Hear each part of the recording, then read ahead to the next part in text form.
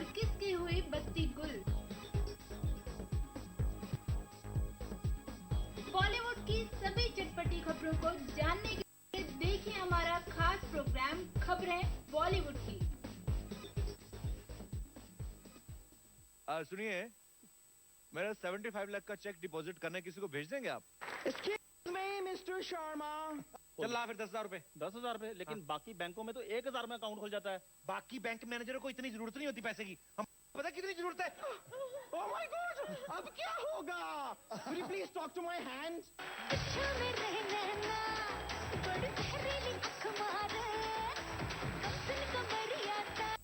नमस्कार, खबर 24 hours per आपका स्वागत है। मैं हूं आपके साथ रिंकल गुप्ता। आइए खबरों का सिलसिला शुरू करते हैं। कुरुक्षेत्र में पनोरमा और विज्ञान केंद्र के 14 साल पूरे हो चुके हैं। इस विज्ञान केंद्र में अभी तक देश विदेश से करीब 80 लाख दर्शक यहां आ चुके हैं। कुरुक्षेत्र का पनोरमा और विज्ञान केंद्र आज 14 साल का हो गया है। इस पनोरमा का उद्घाटन आज से 14 साल पहले पूर्व प्रधानमंत्री अटल बिहारी वाजपेयी ने 6 मार्च 2001 में किया था। उस दिन से आज तक इस पनोरमा का 80 लाख दर्शकों ने अवलोकन किया है, जिसमें 10 लाख विद्यार्थी भी शामिल हैं। पनोरमा का अवलोकन करने के लिए आए लोगों ने बताया कि इसमें साइंस और महाभारत से जुड़ी काफी चीजें हैं, जिससे आज और पुराने समय की जानकारी मिलती है। इस पनोरमा में जादू की नल और जादू की प्लेट काफी आकर्षण का केंद्र बनी हुई है। पनोरमा के बारे में यही कहना चाहूँगा कि इनकी काफ़ी एक्टिविटीज़ जो है साइंस को प्रमोट करने के लिए रहती हैं, और शुरू से ही मैं इस पैनोरमा के साथ जुड़ा रहा हूँ। जब से ये शुरू हुआ है, किसी न किसी फॉर्म में पहले हमारे बच्चे पार्टिसिपेट करते रहे, और अब एज जज कई बार मैं यहाँ आता हूँ और बच्चे बड़े उत्सुकता से पार्टिसिपेट करते हैं और वैज्ञानिक अपना रुख अपनाने के लिए प्रयासरत रहते हैं। ये बच्चों के लिए। आपका परिचय? मैं doctor KV Singh, university college. पहले भी बने कहीं, कैसा लगता है?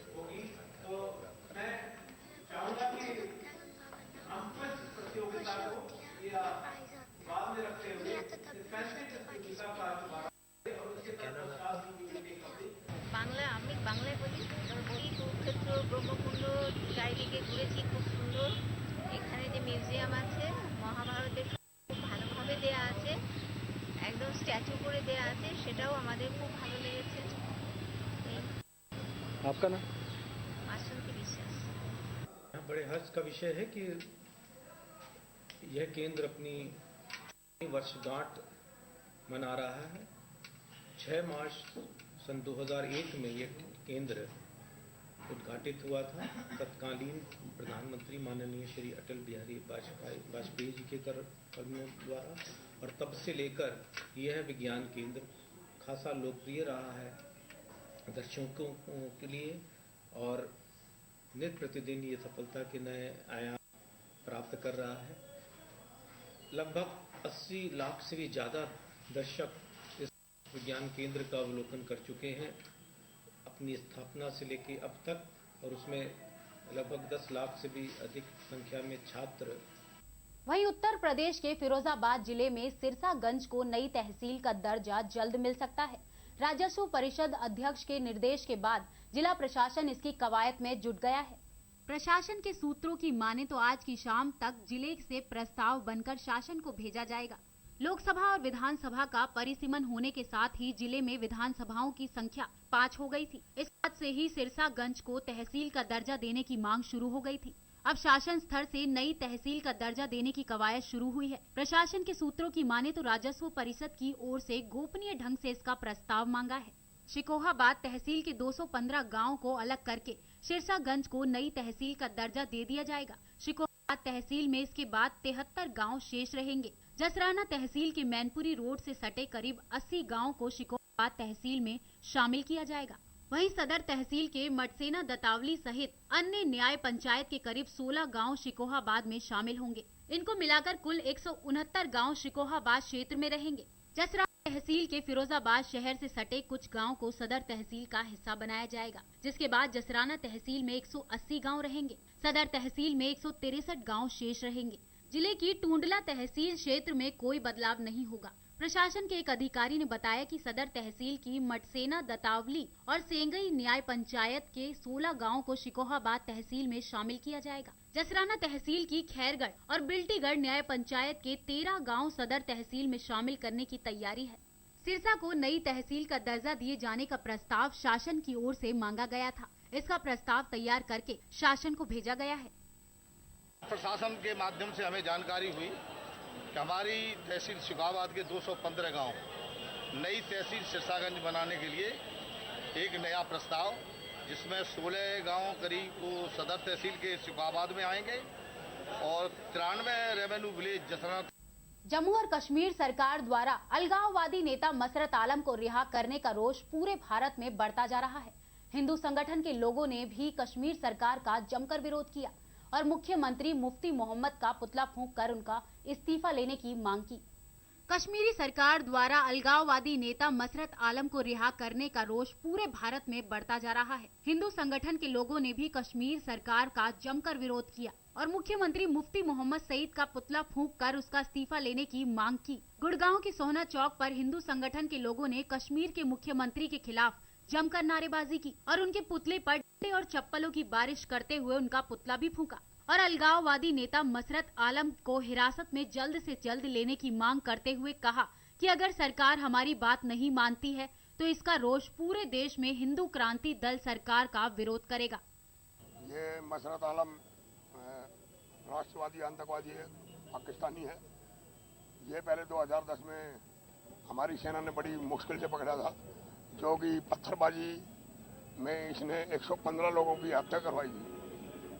तो उसको कश्मीर की सरकार ने, मुफ्ती मोहम्मद सईद ने अपने विशेषाधिकार के जरिए उसको रिहा कर दिया।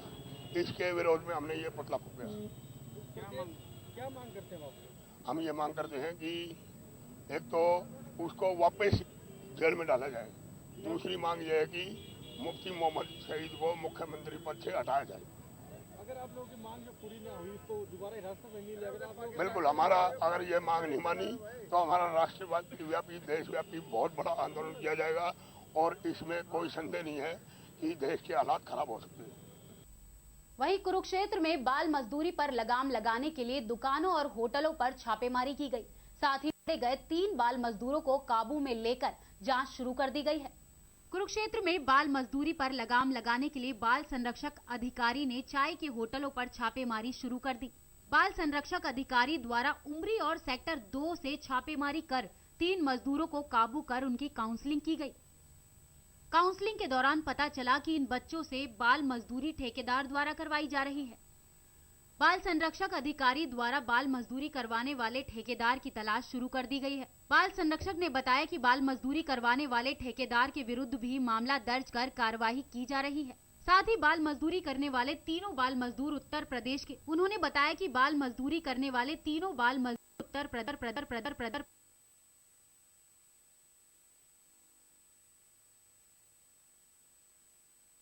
काम करते हैं और एक ढाबे से हमने पकड़ा है बच्चा सेक्टर 2 चौक से, और इन तीनों बच्चों का अब हमारी तरफ से कार्रवाई की जा रही है। बच्चों को काउंसलिंग अभी हम कर रहे हैं बच्चों की, ताकि इससे बच्चों के पेरेंट्स का या इसमें बीच में चल सके कि बच्चों को कोई व्यक्ति यहाँ पे ठेके पे लेके आया काम करवाने के लिए, कोई बीच में इसमें गिरोह का भी हाथ है।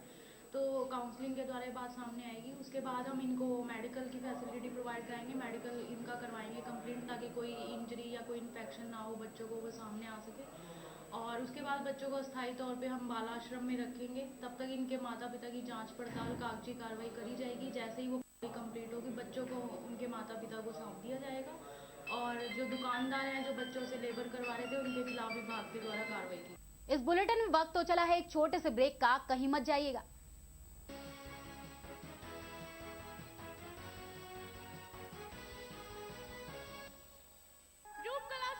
नया शोरूम नई वैरायटी के साथ। हमारे यहाँ सभी प्रकार की फैंसी डिजाइनर साड़ी, लहंगे वाली साड़ी, हाफ नेट वाली साड़ी, जयपुरी साड़ी, रेशम वर्क साड़ी, दासबरी साड़ी एवं वैवाहिक साड़ियों का शानदार नया कलेक्शन और सभी प्रकार के डिजाइनर लहंगे ही लहंगे सभी रेंज में उपलब्ध हैं।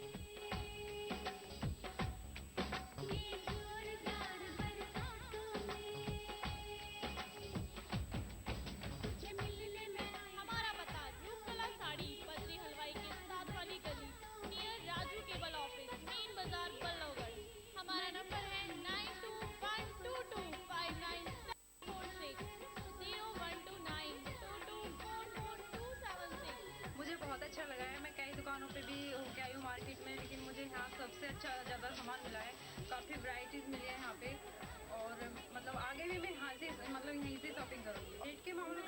अच्छी है, बहुत मतलब सस्ता मतलब यहाँ पे मिल रहा है कि और ज़्यादा मैंने मतलब पहले भी और मार्केट में पता किया है तो वहाँ के मुकाबले बहुत सस्ता मिल रहा है। SRS फार्म होम पलवल में 2 BHK residential apartment main Mathura road से 500 मीटर दूर, दिल्ली बॉर्डर से 35 मिनट दूर, रेलवे स्टेशन से 2 किलोमीटर दूर, बस स्टॉप से 2 किलोमीटर दूर। अभी बुक करें, संपर्क करें 01294323 या फिर 4323 001। पता SRS tower 3rd floor near metro station Mewla, Maharajpur, GT road, Faridabad. अपने ऑफिस और घरों को सजाने के लिए आए मनीष फिश एक्वेरियम की शॉप पर।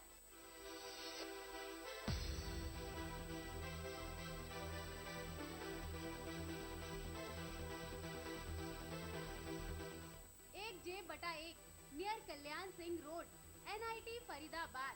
हमारा नंबर है 9990919494 9971711156 9212042930 9136207821।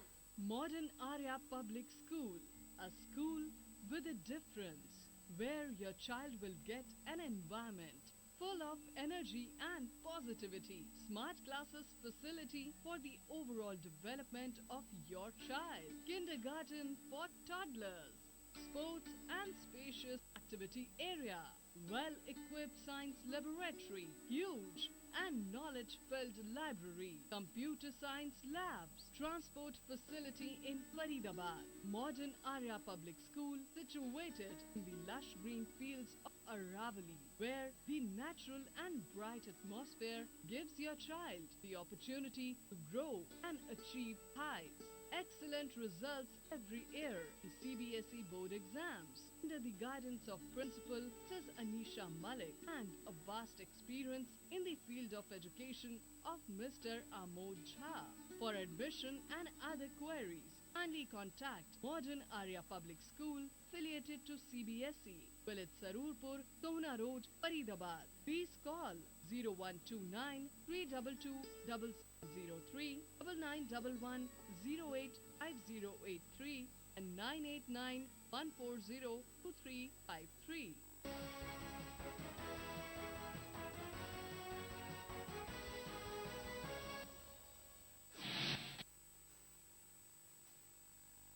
हरियाणा विधानसभा चुनाव के बाद हरियाणा में पार्षदों के चुनाव की बनने लगी है रणनीति, बिछने लगी है चुनावी बिसात, तैयार हो रहे हैं सियासी मोहरे।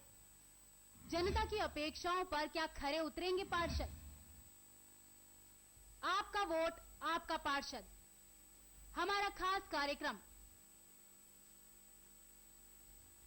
मिलिए अपने पार्षद से। सिर्फ खबर 24 आवर्स पर।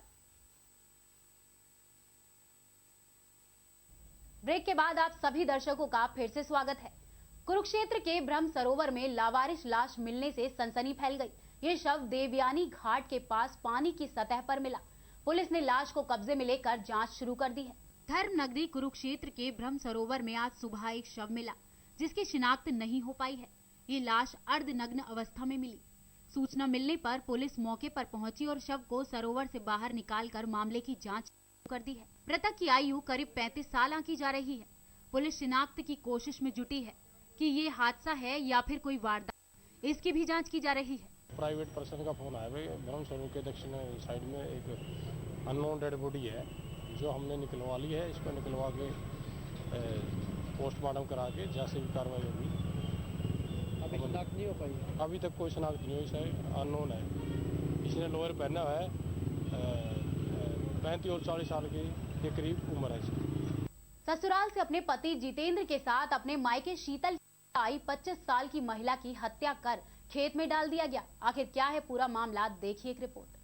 ससुराल से अपने पति जितेंद्र के साथ अपने मायके शीतल आई अनीता की हत्या कर शव घर से 500 मीटर दूर खेत में डाल दिया गया। घटना के वक्त अनीता घर में अकेली थी। उसका परिवार किसी शादी समारोह में सफीपुर गया हुआ था। सुबह खेत काटने गए ग्रामीणों ने अनीता का शव गेहूं के खेत में पड़ा देखा। जिसके बाद उन्होंने हत्या की जानकारी पुलिस को दी। मौके पर पहुंची पुलिस ने शव को कब्जे में लेकर जांच शुरू कर दी है। मृतक अनीता की मां श्रीमती सुग्गा ने अपने दामाद जितेंद्र पर हत्या का आरोप लगाते हुए थाने में मामला दर्ज कराया है, जबकि थाना प्रभारी विनोद कुमार मिश्रा ने बताया कि सुनीता के मोबाइल से कुछ संदिग्ध नंबर मिले हैं, जिसकी सर्विलांस की मदद से जांच की जा रही है और मामले का खुलासा जल्द ही कर दिया जाएगा। बिटिया का क्या नाम? अनीता। कब शादी हुई थी? तीसर लगी है। तो कब यहाँ कब आई? कल आई है। अच्छा। 18 मई को। तो कल क्या घर में और कोई था? अकेले थी? भैया हमारा लड़का रहा है तो कल बराते चला गया। ये चली गई, वो चला गया। तो कैसे क्या हुआ, कुछ पता है? हम लोग देखा था, पता का हम भैया ना हमने घर में दामाद फोन किए कि हम घरे जा रहे हैं, ना आवा है तो ये सब को देखा कि 8 बजे आवा। हम तो रहन रात में हम नहीं रहन घर में। 8 बजे सब जने देखा। तो रात में ले जाते हुए देखा है किसी ने? ले जाते हुए देखा है? वहीं यमुनानगर में वाहन चोरी की घटनाएं लगातार सामने आ रही हैं। ताजा मामला शहर फोबरा चौक के पास का है, जहां मोटरसाइकिल चोरी की वारदात सीसीटीवी कैमरे में कैद हो गई।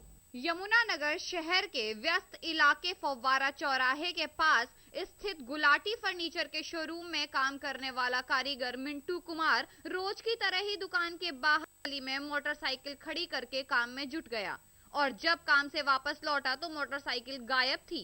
जब दुकान के बाहर लगे सीसीटीवी कैमरे में रिकॉर्डिंग चेक की गई तो पता चला कि एक युवक इस मोटरसाइकिल को चला के ले गया है। पुलिस अब इसी फुटेज के आधार पर चोर की तलाश में जुटी है। अभी हमने मुकदमा दर्ज किया है एक मोटरसाइकिल चोरी का, और उसमें जो दुकानदार है जहां से मोटरसाइकिल चोरी है उसके पास सीसीटीवी कैमरा लगा हुआ है। उसमें जो फुटेज आई है उसके बेसिस पे आगे की जो इन्वेस्टिगेशन है उसकी आइडेंटिफिकेशन करने की कोशिश की जाएगी। मुझे जैसी आइडेंटिफिकेशन होती है तो फिर उसके बाद की कार्रवाई आगे हो सकता है। यदि आइडेंटिफिकेशन हो तो और भी मोटरसाइकिल इनसे बरामद हो सकती है। जैसे यहाँ पे काम करता हूँ गुलाटी फर्नीचर के अंदर, तो मैंने आके बाइक लगा दी जैसे रोज लगाता हूँ मैं 2 साल से। मैंने शाम को फिर छुट्टी करी है, मैं जाके देखा गाड़ी के पास मेरी गाड़ी नहीं है। तो सर मैंने फिर इन्फॉर्म किया बाबूजी को। बाबूजी भी सारे मतलब जो भी मेरे यार दोस्त काम करते हैं यहाँ पे, उन्होंने सभी ने देखा जी, इधर उधर कार्रवाई करी, बाकी गाड़ी मेरे को कहीं नहीं मिली। फरीदाबाद की डीएलएफ क्राइम ब्रांच ने 2 ऐसे शातिर चोरों को गिरफ्तार किया है जो रात के समय रेकी करके बंद मकानों में चोरी की वारदातों को अंजाम दिया करते थे। क्राइम ब्रांच की गिरफ्त में दिखाई दे रही यही शातिर चोर हैं जो रात के समय रेकी करके बंद मकानों में चोरी की वारदातों को अंजाम देते थे। मुखबिर की सूचना के आधार पर इन शातिर चोरों को पुलिस ने गिरफ्तार कर रिमांड पर ले लिया है। शुरुआती पूछताछ में इन चोरों ने दर्जनों चोरी की वारदातों को कबूला है। हालांकि इन चोरों के कब्जे से पुलिस ने लाखों रुपए के जेवर, नकदी और कीमती सामान बरामद किया है। वहीं क्राइम ब्रांच इंचार्ज ने बताया कि ये शातिर चोर अय्याशी के लिए बंद घरों को रेकी करके चिन्हित करते थे और फिर ताले तोड़कर चोरी कर फरार हो जाते थे। उन्होंने बताया कि फिलहाल ये चोर रिमांड पर चल रहे और इन चोरों से और भी चोरी की वारदातें होने और चोरी का सामान बरामद होने की उम्मीद है। वहीं पुलिस की गिरफ्त में आने के बाद अब ये चोर तौबा कर रहे हैं। चोरों के सरगना अर्जुन ने बताया कि वो अय्याशी के लिए ये चोरियां किया करते थे। क्या नाम है? अर्जुन नाम है और फिर चोरी करते हुए पकड़ा गया। हाँ जी। अर्जुन को कितना परिचय दिया था, तो चोर कैसे हो गया? अय्याशी के लिए कब से कर रहा है चोरी? हो गए फिर साल भर। कहाँ चोरी किया? 8 साल में। और आगे भी चोरी करेगा? नहीं। क्यों? आगे क्यों नहीं करेगा? खत्म हो गया सर शरीर। कितने लोग हैं तेरे साथ? और भी 4। किस तरह से चोरी करता? राड से ताला तोड़। घरों को, दुकानों को, दोनों को निशाना बनाते थे? नहीं, घर ही घर। सिर्फ कोठी घरों को, जो घर बंद मिलते थे उनमें चोरी करते? हाँ जी। क्या चोरी? इस बुलेटिन में मेरे साथ इतना ही। बाकी तमाम खबरों से जुड़े रहने के लिए देखते रहिए खबर 24 आवर्स। नमस्कार।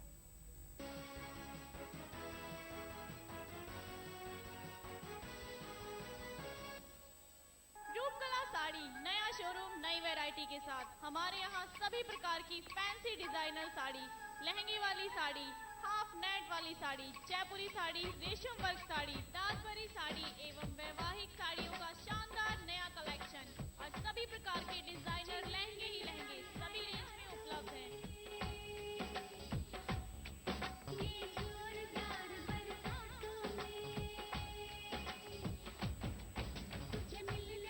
हमारा पता रूपकला साड़ी, बद्री हलवाई के साथ वाली गली, near Raju cable office, main बाजार, Ballabhgarh.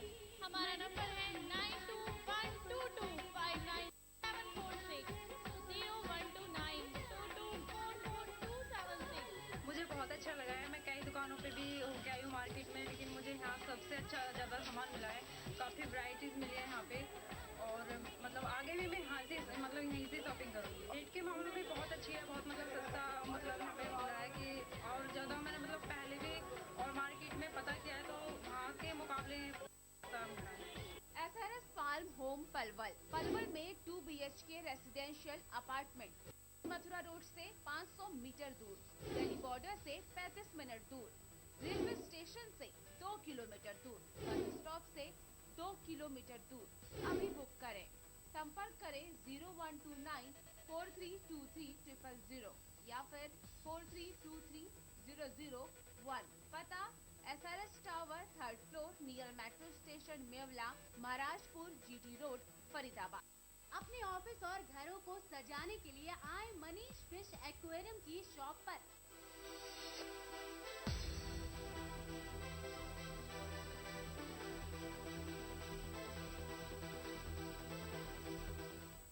J/1 near Kalyan Singh road, NIT Faridabad. हमारा नंबर है 9990919494 9971711156 9212042930 9136207821।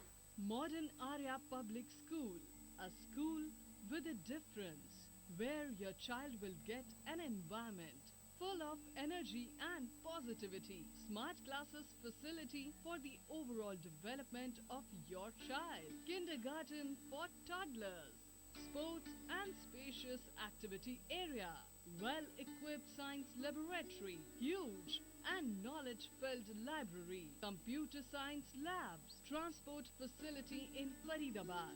Modern Arya Public School situated in the lush green fields of Aravali, where the natural and bright atmosphere gives your child the opportunity to grow and achieve heights. Excellent results every year. The CBSE board exams under the guidance of Principal Ms. Anisha Malik and a vast experience in the field of education of Mr. Amod Jha.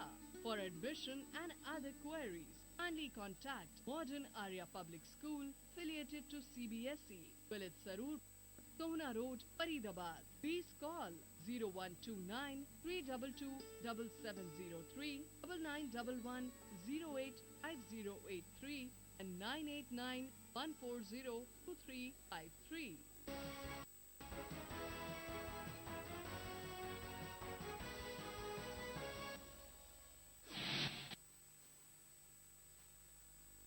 Haryana विधानसभा चुनाव के बाद हरियाणा में पार्षदों के चुनाव की बनने लगी है रणनीति, बिछने लगी है चुनावी बेसात, तैयार हो रहे हैं सियासी मोहरे। जनता की अपेक्षाओं पर क्या खरे उतरेंगे पार्षद? आपका वोट आपका पार्षद, हमारा खास कार्यक्रम। मिलिए अपने पार्षद से, सिर्फ खबर 24 आवर्स पर।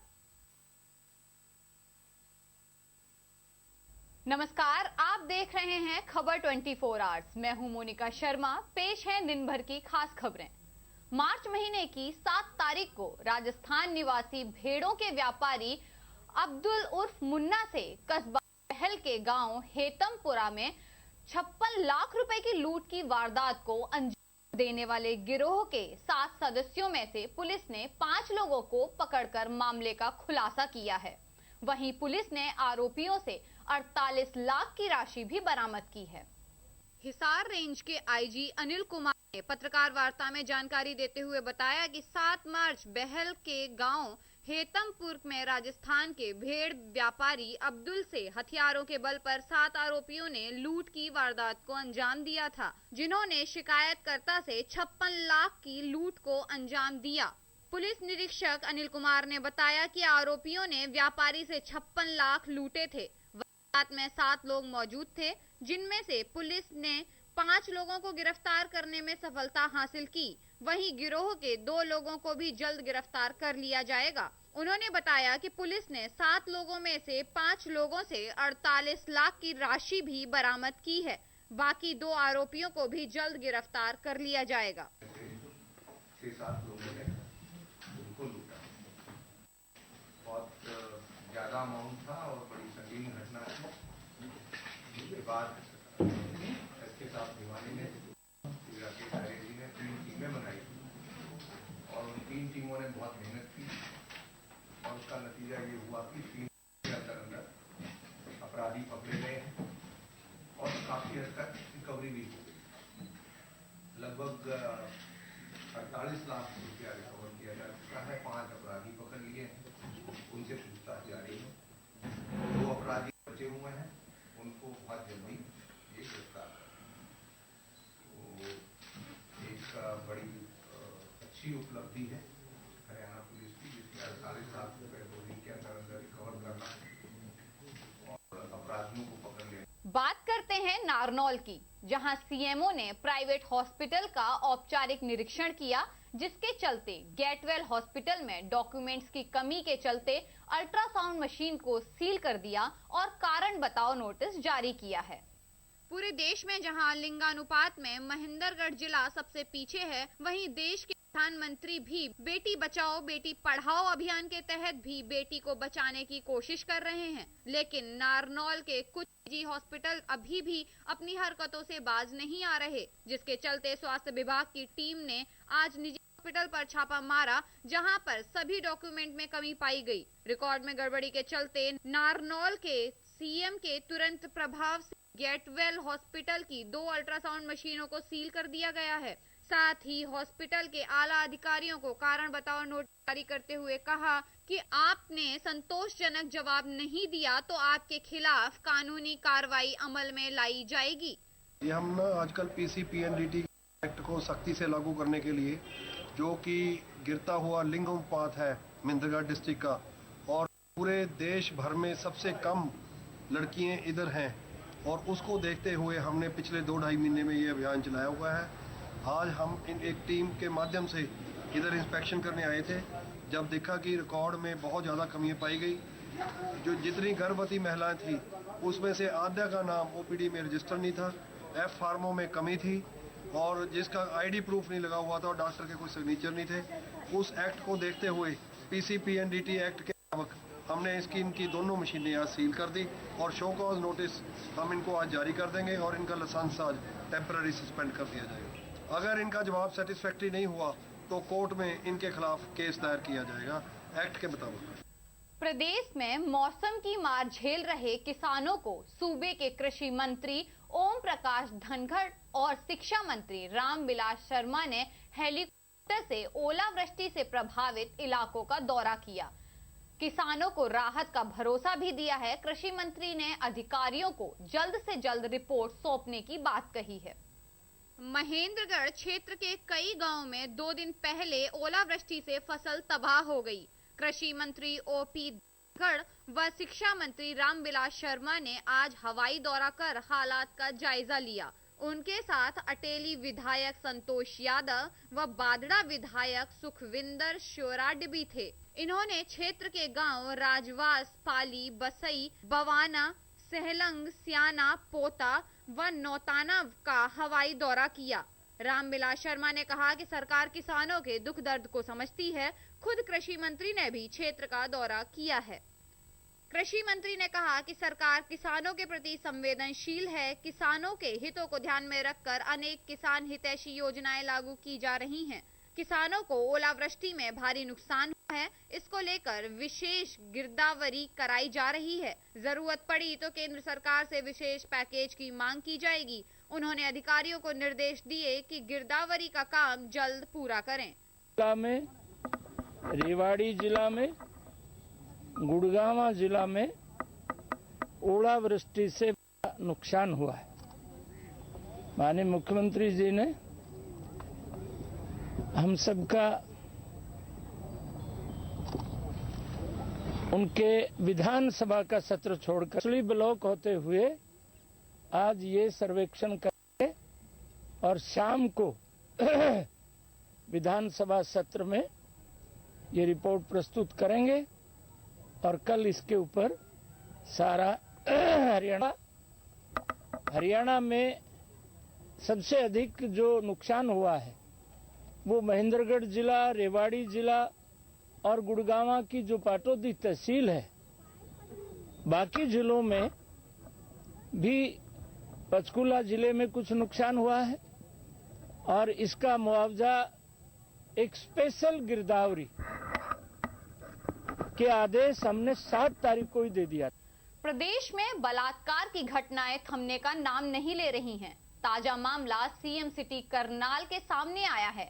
करनाल में हरियाणा पुलिस एकेडमी मधुबन में तैनात एक महिला पुलिस कर्मचारी के साथ ही रेप का मामला सामने आया है। प्रदेश में बलात्कार की घटनाएं थमने का नाम नहीं ले रही हैं। ताजा मामला सीएम सिटी करनाल में सामने आया है। करनाल में स्थित हरियाणा पुलिस एकेडमी मधुबन में तैनात एक महिला पुलिस कर्मचारी के साथ ही रेप का मामला सामने आया है, जिसमें शादी का झांसा देकर उत्तर प्रदेश निवासी एक युवक ने महिला पुलिस कर्मचारी के साथ बलात्कार किया और उसे जान से मारने की भी धमकी दी। पुलिस ने महिला कर्मचारी का मेडिकल करवा के आरोपी युवक के खिलाफ बलात्कार और जान से मारने की धमकी देने का मामला दर्ज कर लिया है। इस मामले में करनाल पुलिस अधीक्षक अभिषेक गर्ग ने बताया कि इस मामले में हमारी एक लेडी कांस्टेबल की शिकायत आई थी कि उसके साथ शादी का झांसा देकर उत्तर प्रदेश के रहने वाले एक युवक ने दुष्कर्म किया, जिस मामला दर्ज कर लिया गया है और जल्द ही आरोपी गिरफ्तार कर लिया जाएगा। कल एक रेप का केस रजिस्टर हुआ है, वो महिला पुलिस हाँ, कल ही हमारे पास एक कंप्लेंट आई थी और इसमें हमने कल एफआईआर की है। तो हमारी जो लेडी कांस्टेबल उसने बताया कि 6-7 साल से झांसा देते हुए एक सहारनपुर का व्यक्ति है, तो उसने उसके साथ गलत काम किया है। तो हमने इसकी एफआईआर की है अभी और इसकी अभी हम जांच करेंगे और जल्दी इसमें हम कार्रवाई करेंगे। जो आरोपी है सर वो भी किसी डिपार्टमेंट से है? नहीं, अभी तक ये कोई सामने नहीं आई ये बात कि सहारनपुर से ये आया, उसका नाम और एड्रेस आया सहारनपुर का, शरद पवार। हाँ, जो भी इसका नाम है। बाकी जब पूछताछ करेंगे, सारा वेरीफाई करेंगे, तभी पता चलेगा कि किस डिपार्टमेंट का है और क्या रोल है उसका। करनाल के जिंद जिले के गांव बिघना में उस वक्त हड़कंप मच गया जब गांव के 55 साल के जनकराज किसान की ही अपनी लाइसेंसी बंदूक से गोली चल गई। करनाल ट्रॉमा सेंटर में पहुंचे घायल के भाई राजेश ने बताया कि जनकराज आज अपनी बंदूक की सफाई कर रहा था। अचानक सफाई करते हुए बंदूक से गोली चल गई और मुंह के आर पार हो गई, जिसके बाद उसे करनाल लाया गया था। यहाँ से पीजीआई चंडीगढ़ रेफर कर दिया गया है। सुबह गन की सफाई कर रहे थे, जैसे वो लोड ध्यान दिया नहीं हो कि वो लोड है या कैसे है। अच्छा, वो चल के एकदम रूटीन में सफाई जल्द करते हैं, 10 दिन बाद कर लेते हैं। नहीं, किसान है। हाँ जी, क्या काम किसान है? आपका क्या नाम है? मेरा राजेश है जी। तो अब कहाँ ले जा रहे हैं? चंडीगढ़ पीजीआई जी। रेफर कर दिया? असंत गए थे, असंत के बाद हमने मतलब प्राइवेट में दिखा लेते हैं। प्रवीण जी ने चंडीगढ़ रेफर किया, मैं यहाँ देख लेते हैं। कहाँ पर लगी है गोली? चंडीगढ़ सिंह है जी। हाँ जी। तो जो पेशेंट आया था एक अपना जींद के बगाना गांव से, क्या कुछ पता चला? खुद को साफ करते हुए बंदूक गोली मार ली, चल गई गोली अपने आप साफ करते हुए। तो काफी सीरियस कंडीशन थी, तो रेफर कर दिया हमने। क्या नाम सर इसका? जनक सिंह नाम। तो हालत गंभीर थी फिलहाल? गंभीर हालत थी, 7 या 10 बढ़ते उनको, तो रेफर कर दिया। ठीक है। भिवानी के दादरी हलके की नई अनाज मंडी परिसर से लगातार बढ़ रही चोरी की घटना के बाद बीती रात को फिर से एक आड़ती की 5 क्विंटल कपास चोरी होने से भड़के आड़तियों ने मंडी के दोनों गेटों पर ताला लगाकर मार्केट कमेटी के आगे धरना प्रदर्शन किया है। दरअसल हुआ यूं कि नई अनाज मंडी में बीती रात एक दुकान में कपास की चोरी हो गई। आज सुबह आड़ती फर्म पर पहुंचा तो कपास गायब देखकर उसके होश उड़ गए। उसने तुरंत इसकी सूचना मंडी प्रधान राजकुमार रेटोलिया व अन्य आड़तियों को दी। चोरी की सूचना मिलते ही व्यापारियों में रोष बढ़ गया। बाद में सभी व्यापारी एकत्रित होकर मार्केट कमेटी कार्यालय पहुंचे तथा कमेटी सचिव पर कई संगीन आरोप लगाकर प्रदर्शन व नारेबाजी शुरू कर दी। बाद में व्यापारियों ने मंडी के दोनों गेट पर ताला लगाकर मार्केट कमेटी कार्यालय के आगे ही धरना देना शुरू कर दिया। अनाज मंडी प्रधान राजकुमार व अन्य आड़तियों ने मार्केट कमेटी सचिव धर्मेंद्र पाल पर गंभीर आरोप लगाए। उन्होंने कहा कि सचिव ने जानबूझकर मंडी में लगी स्ट्रीट लाइटों के कनेक्शन कटवा दिए हैं, जिसके चलते चोरी की घटना हुई है। उन्होंने कहा कि वे प्रतिमाह 20 से 40 लाख रुपए की मंथली सचिव को देते हैं, इसके बावजूद उन्हें परेशान किया जा रहा है, जिससे मजबूर होकर उन्होंने मंडी के गेट पर ताला लगाया है। व्यापारियों की मांगों पर एसडीएम विजेंद्र सिंह हुड्डा मौके पर पहुंचे और उनसे वार्ता की। इस दौरान व्यापारियों ने सचिव पर फिर से मंथली लेने, लाइसेंस रिन्यू न करने व प्रत्येक कार्य के लिए रिश्वत मांगने तथा मंडी के चौकीदारों का घरेलू कार्यों में लगाने के आरोप लगाए हैं। एसडीएम ने उन्हें इस संबंध में जांच कर दोषी पाए जाने पर कार्रवाई करने की बात कही है, लेकिन वे मौके पर ही सचिव को निलंबित करने की मांग पर अड़ गए, जिसमें एसडीएम ने असमर्थता जताई है। एसडीएम विजेंद्र हुड्डा ने व्यापारियों की इस संबंध में जांच कर कार्रवाई करने का आश्वासन दिया। नई अनाज मंडी में पहुंचे विधायक सुखविंदर मांडी ने व्यापारियों से मुलाकात की। इस दौरान उन्होंने व्यापारियों की समस्याओं को जाना तथा दोषियों पर उचित कार्रवाई का आश्वासन दिया, जिसके बाद मंडी के व्यापारियों ने मंडी का ताला खोल दिया। भले ही इस पूरे मामले में व्यापारियों ने मार्केट कमेटी के सचिव पर भ्रष्टाचार व रिश्वत लेने के संगीन आरोप लगाए हों, लेकिन व्यापार मंडल ने प्रधान एवं भाजपा जिला महामंत्री द्वारा एसडीएम व पुलिस बल की मौजूदगी में सचिव को खुलेआम गालियों के साथ धमकी देना अपने आप में एक बड़ा सवाल खड़ा करता है। ऐसे में सवाल यह खड़ा होता है कि क्या भाजपा सरकार द्वारा अपने नेताओं व कार्यकर्ताओं को, अधिकारियों को खुलेआम धमकी देने का कोई अधिकार प्रदान किया गया है? वहीं मंडी के व्यापारियों द्वारा सुबह से ही सचिव से लगातार अभद्र व्यवहार करने, कार्यालय के अंदर व बाहर नारेबाजी प्रदर्शन करने व बाद में एसडीएम के समक्ष भी व्यापारियों, नगर व्यापार मंडल प्रधान से कहा सुनी कर सचिव की तबीयत बिगड़ गई। सचिव को उनके साथी कर्मचारियों ने संभाला तथा उपचार के लिए तुरंत एक निजी अस्पताल में भर्ती करवाया। हमारे दादरी मार्केट कमेटी के जो सचिव हैं वो व्यापारियों को बहुत ज्यादा तंग करते हैं। उनसे हर लाइसेंस रिन्यू करने के लिए या माल की फीस के लिए हर एक चीज के लिए पैसे मांगते हैं। और हमारी मंडी के अंदर टावर लाइट लगी हुई थी जो उन्होंने 9/3/2015 को सभी लाइटों को कटवा दिया। उसे चोरी बढ़ गई। उसे अगले श्यामलाल राजेंद्र की दुकान पर 5-7 क्विंटल की कपास की चोरी हो गई।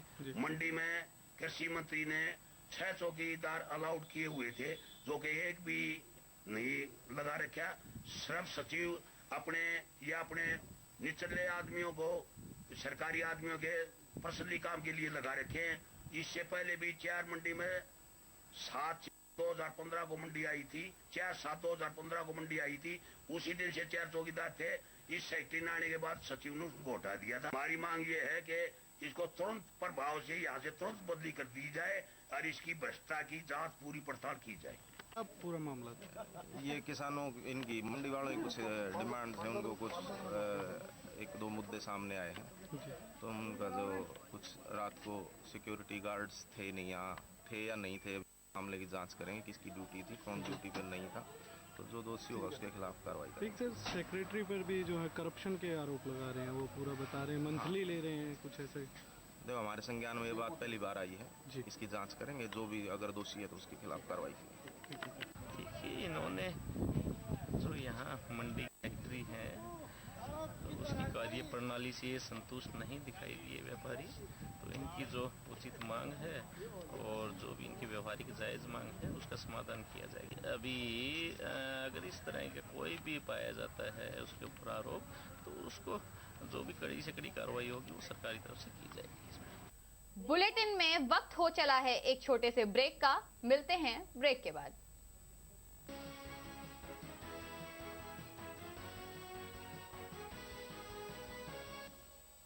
रूपकला साड़ी नया शोरूम, नई वैरायटी के साथ। हमारे यहाँ सभी प्रकार की फैंसी डिजाइनर साड़ी, लहंगे वाली साड़ी, हाफ हाफ नेट वाली साड़ी, जयपुरी साड़ी, रेशम वर्क साड़ी, परी साड़ी एवं वैवाहिक साड़ियों का शानदार नया कलेक्शन और सभी प्रकार के डिजाइनर लहंगे ही लहंगे सब रेंज में उपलब्ध हैं।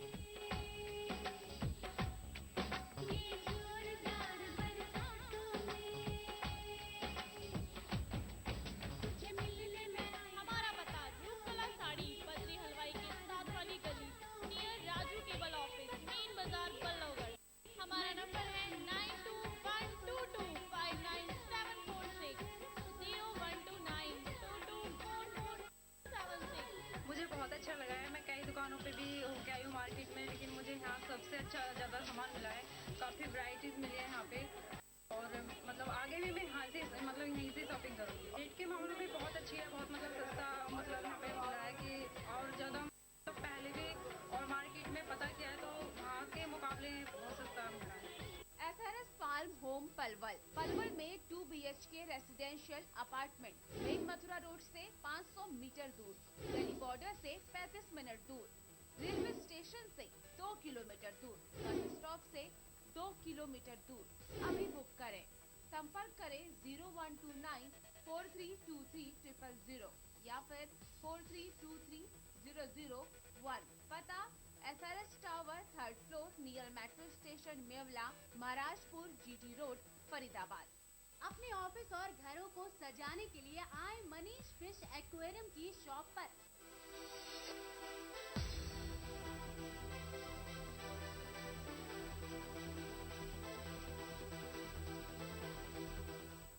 J/1 near Kalyan Singh road, NIT Faridabad.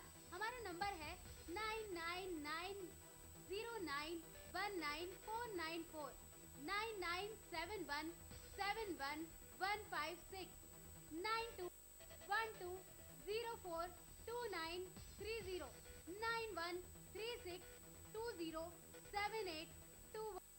Modern Arya Public School, a school with a difference, where your child will get an environment full of energy and positivity. Smart classes facility for the overall development of your child. Kindergarten for toddlers. Sports and spacious activity area. Well-equipped science laboratory. Huge and knowledge-filled library. Computer science labs. Transport facility in Faridabad. Modern Arya Public School situated in the lush green fields of Aravali, where the natural and bright atmosphere gives your child the opportunity to grow and achieve heights. Excellent results every year. The CBSE board exams under the guidance of Principal Mrs. Anisha Malik and a vast experience in the field of education of Mr. Amod Jha. For admission and other queries, kindly contact Modern Arya Public School affiliated to CBSE, Vilit Sarurpur, Kohna Road, Faridabad. Please call 0129 322 7703 9911 085083 and 989 140 2353.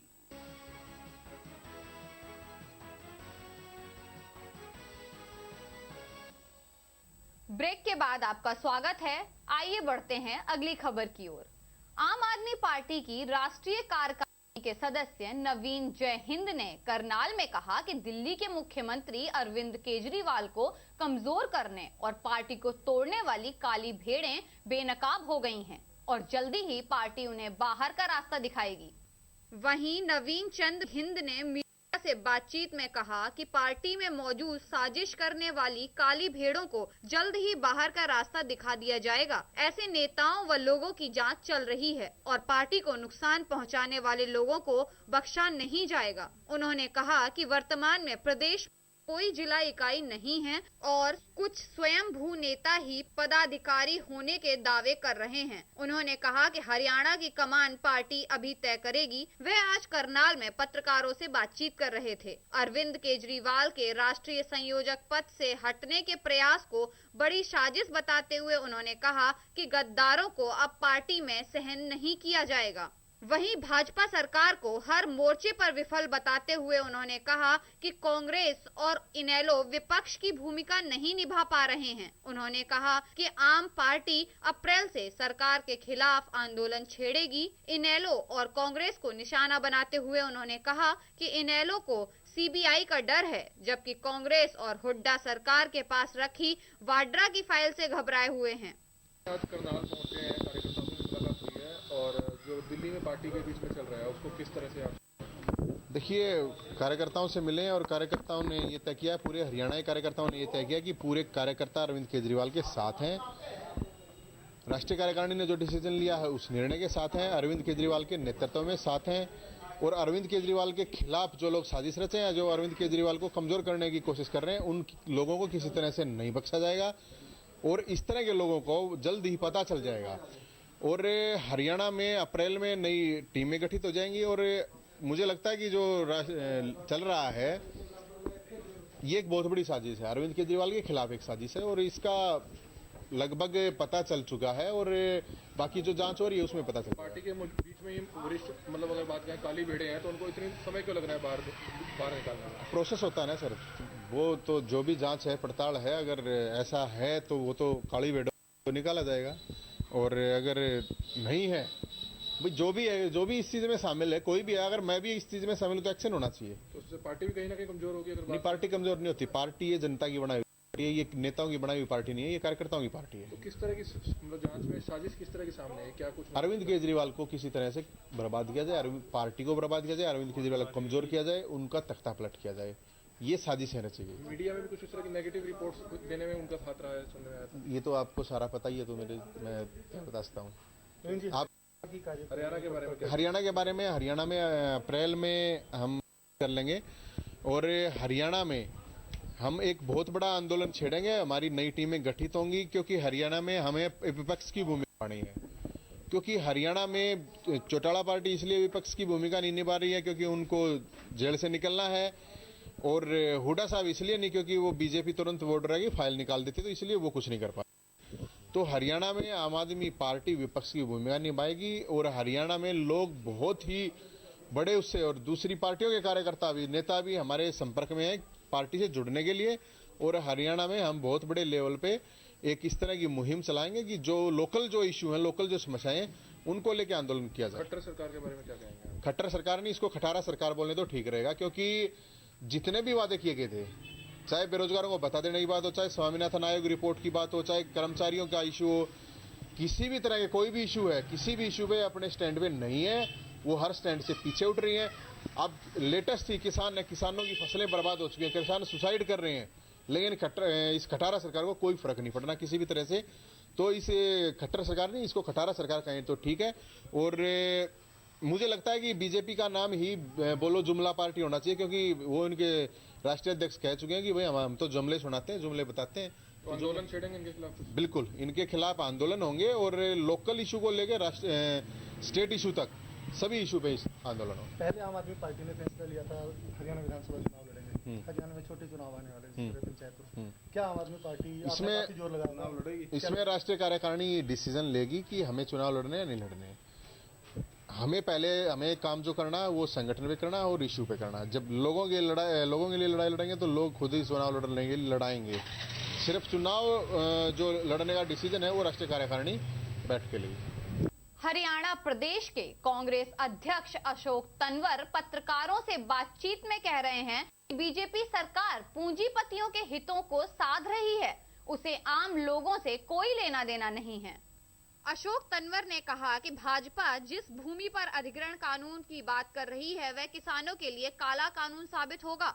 Bhajpa जो भूमि अधिग्रहण कानून ला रही है उसमें कम से कम 55 संशोधन के लिए कांग्रेस ने मांग की है। भाजपा 7 संशोधन ही करने के लिए तैयार है। उन्होंने कहा कि कांग्रेस ने जो भूमि अधिग्रहण नीति बनाई थी वह देश की सर्वश्रेष्ठ नीति मानी गई थी। भाजपा सरकार उससे बेहतर करती तो सही था, लेकिन यह तो उल्टा हो रहा है। भाजपा के एक नेता तो यहां तक कह रहे हैं कि केंद्र के बराबर मुआवजा दिया जाएगा। ऐसा हुआ तो मुआवजा कांग्रेस सरकार में जो मिल रहा था उससे आधा हो जाएगा। एक सवाल के जवाब में प्रदेश अध्यक्ष तंवर ने कहा कि कांग्रेस संगठन में नई जिम्मेदारियों का खाका बनाकर लगभग तैयार है, जल्द ही इसकी घोषणा कर दी जाएगी। संगठन में जुझारू और संघर्षशील समर्पित कार्यकर्ताओं को जगह दी जाएगी। युवा और जुझारू कार्यकर्ताओं को संगठन में वरीयता दी जाएगी। अशोक तंवर ने कहा कि भाजपा अपने ही वादों से मुकर गई है। जो 2 श्वेत पत्र जारी किए हैं मात्र खुद की अलोकप्रियता छिपाने के लिए जारी किए हैं।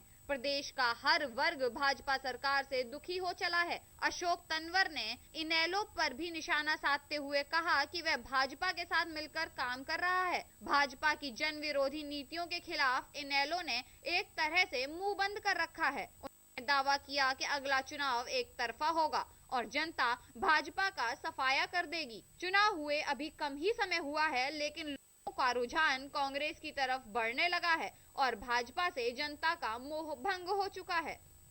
जब से भारतीय जनता पार्टी प्रदेश में आई है, लगातार प्रदेश में चाहे किसान की हालत की बात करें, चाहे मजदूर की बात करें, व्यापारी, कर्मचारी, नौजवान, महिलाओं की सुरक्षा और कानून व्यवस्था लगातार बिगड़ी है। और इस अल्प समय में ही 3-4 महीने के अंतराल में प्रदेश की जनता जहां अपने आप को आज ठगा महसूस करती है, वहीं सरकार से भी पूरी तरीके से उनका मोह भंग हो गया है। इतने छोटे समय में कोई भी किसी भी पार्टी की सरकार आज तक हरियाणा में लोकप्रिय नहीं हुई, ये सरकार हुई। और उसके कारण सबके सामने है जो वायदे इन्होंने किए चुनाव के दौरान कि हम ये चीज करेंगे, किसान को फसल का उचित मूल्य देंगे, स्वामीनाथन रिपोर्ट लागू करेंगे, नौजवान को बेरोजगारी भत्ता देंगे, या और तमाम तरह के जो भी है वो सब आप जानते हैं। लेकिन आज जब सरकार आई तो सारे उसके विपरीत इन्होंने निर्णय लिए हैं। ना कर्मचारी को पंजाब की तर्ज पे वेतन मिला, ना नौजवानों को बेरोजगारी भत्ता मिला, और किसानों को भी खानों के अंदर खाद मिली और खाद और यूरिया मिली, और वो भी बहुत सीमित मात्रा में। ऊपर से और ओलावृष्टि की स्थिति है। ऐसे में मैं समझता हूं कि किसान को राहत देने का काम इस सरकार को करना चाहिए। आज पूरे प्रदेश में कर्मचारी और विभिन्न किसान संगठन और उसके साथ साथ कांग्रेस पार्टी ने भी इन तमाम मुद्दों को लेकर के अपना रुख स्पष्ट किया है। कल हमने बजट सत्र की शुरुआत में पहले दिन ही विधानसभा का घेराव किया और सरकार को हम आने वाले समय में जहां सदन के अंदर हमारे विधायक बाध्य करेंगे, वहीं बाहर मैं समझता हूं कि सड़कों पर जो संघर्ष करने का काम है वो जिला स्तर पर, ब्लॉक स्तर पर और प्रदेश के स्तर पर कांग्रेस पार्टी करेगी। और इसमें हम जहां हमारा समर्थन हम तमाम उन साथियों को, चाहे जेबीटी टीचर हो, चाहे कंप्यूटर टीचर हो, जिनकी भर्ती को लेकर के तमाम विवाद हैं, या और जो दूसरे कर्मचारी संगठन हैं, या गन्ना उत्पादन करने वाले किसान हैं, क्योंकि चीनी मिल भी 8 बंद होने की कगार पर है। इन तमाम मुद्दों को हमारा पूरा समर्थन रहेगा। और इसके अलावा जो एक बहुत महत्वपूर्ण कानून जो कांग्रेस पार्टी लेकर के आई थी अपने कार्यकाल में सेंट्रल गवर्नमेंट के माध्यम से, भूमि अधिग्रहण कानून, जिसमें पुनर्वास का, उचित मुआवजे का, पुनर्स्थापना का और पारदर्शिता का पूरा एक वो था कि अगर कोई भी जमीन किसान की अधिग्रहित होगी तो उसमें दुगना और चौगुना उसको कंपनसेशन मिलेगा। और ये बड़े दुख का विषय है कि जो 55 अमेंडमेंट्स कांग्रेस पार्टी चाहती थी कि ये चीज रहनी चाहिए। हम तो एज इट इज हमारा जो भूमि अधिग्रहण कानून 2013 है, जिसने 1894 का जो अंग्रेजों के द्वारा बनाया वो कानून था, उसको बदल करके किसान ऐतिहासिक बनाया था, उसको इन्होंने काले कानून के रूप में अध्यादेश के माध्यम से जारी किया। ये कह रहे हैं कि हम 7 अमेंडमेंट मानेंगे, और 7 अमेंडमेंट से तो कुछ भी नहीं। तो इसलिए कांग्रेस, भारतीय जनता पार्टी और उनकी सरकार को ये चेताना चाहती है कि वो समय रहते इसमें संशोधन करे, तो ऐसे करें कि जिससे किसान को फायदा हो। करनाल पुलिस के पांव तब फूल गए जब करनाल के खरोड़ा में 14 साल के छात्र मनीष खुराना का अपहरण हो गया। अपहरण की सूचना मिलते ही पुलिस ने पूरे करनाल जिले को चारों तरफ से सील कर दिया। आरोपी अपहरणकर्ता करनाल जिला सील होने के बाद भी पुलिस को चकमा देकर किडनैप हुए छात्र को लेकर अंबाला गया है और काली मंदिर के पास 50 लाख की रकम परिजनों को लाने के लिए फोन किया और कहा कि रकम इस जगह पर रखकर चले जाओ। पुलिस द्वारा इस आरोपी को पकड़ने के लिए अंबाला में बिछाकर आरोपी को पैसों से भरा बैग उठाते हुए एक अपहरणकर्ता प्रमोद को गिरफ्तार कर लिया और किडनैप हुए बच्चे मनीष को सकुशल अपहरणकर्ताओं के चंगुल से छुड़वाकर परिजनों के सुपुर्द कर दिया गया। वहीं पुलिस अधीक्षक अभिषेक गर्ग ने बताया कि आरोपी अपहरणकर्ता ने जिस गाड़ी में छात्र का अपहरण किया वह सफेद रंग की अर्टिका कार है, जिसे उसने करनाल के नीलोखेड़ी में खड़ा कर दिया था और बस उसे ही बड़े शातिराना तरीके से अंबाला लेकर चले गए। मिली जानकारी के अनुसार जिस छात्र का अपहरण हुआ वह करनाल के घरौड़ा प्रॉपर्टी और नक्शे का जितेंद्र खुराना का लड़का था और जब बीती शाम वह ट्यूशन से वापस घर जा रहा था तो अर्टिका कार में सवार अपहरणकर्ता ने उसे फोन पर कॉल करके बुलाया कि मैं तुम्हारे पिता का दोस्त हूं और किसी सरप्राइज पार्टी में जाना है। उसे यह कहकर गाड़ी में बिठा लिया और बाद में देसी पिस्तौल से उसे डराया धमकाया गया। शाम की घटना है, ये लगभग 5:30-6 बजे के आसपास एक 9वीं क्लास का छात्र था, उसका ट्यूशन से वापस आते हुए अपहरण हो गया था। जैसे ही 6 बजे उसकी रैंसम की कॉल आई उसके फादर को लड़के के, तो 50 लाख की फिरौती की मांग हुई।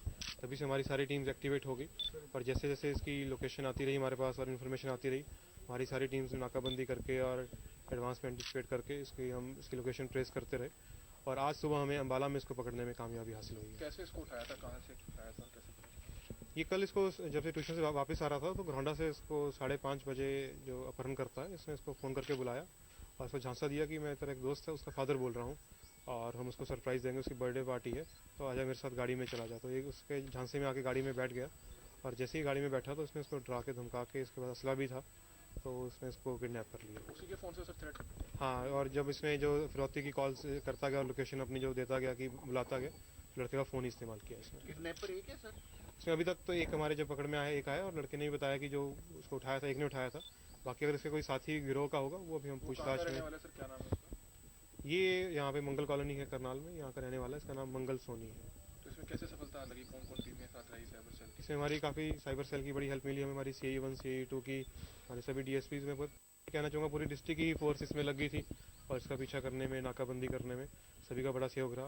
हमें अम्बाला पुलिस का भी काफ़ी सहयोग रहा। फिलहाल इस बुलेटिन में इतना ही, मुझे दीजिए इजाजत, नमस्कार।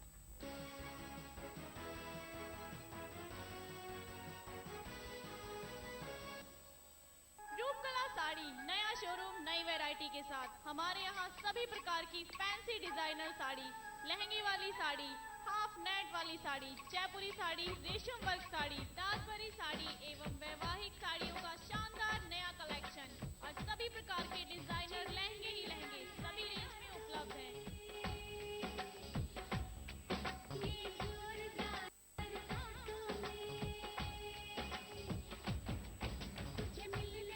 हमारा पता रूपकला साड़ी, बद्री हलवाई के साथ वाली गली, near Raju cable office, main बाजार बल्लभगढ़।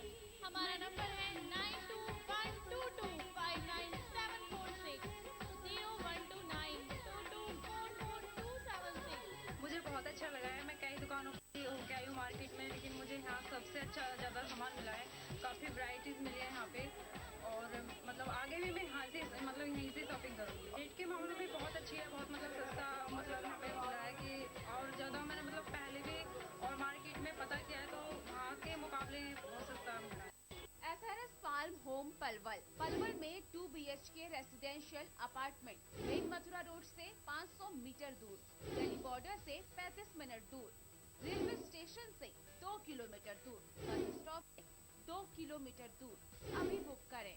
संपर्क करें 0129 4323 000 या फिर 4323 001। पता SRS tower 3rd floor near metro station Mewla, Maharajpur, GT road, Faridabad. अपने ऑफिस और घरों को सजाने के लिए आए मनीष फिश एक्वेरियम की शॉप पर।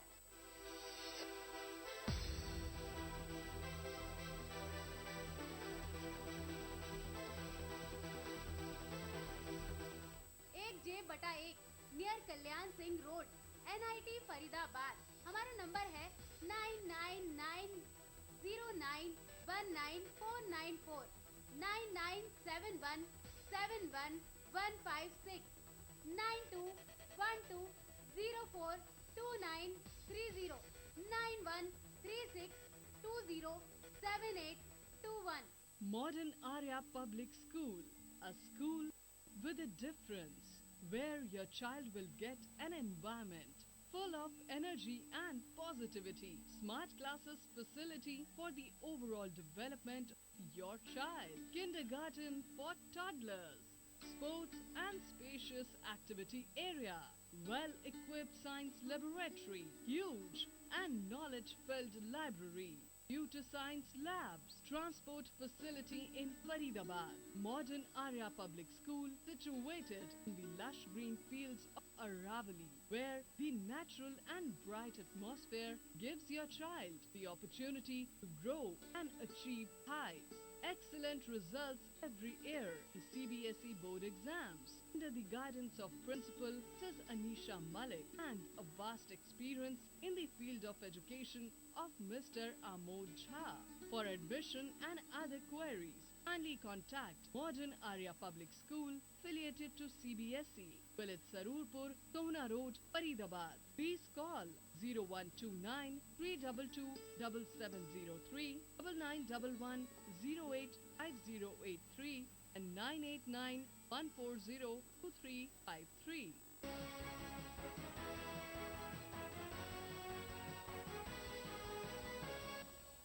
सभी दर्शकों को मेरा नमस्कार। मैं हूं पुनीता गिरी। आप देख रहे हैं खबर 24 आवर्स।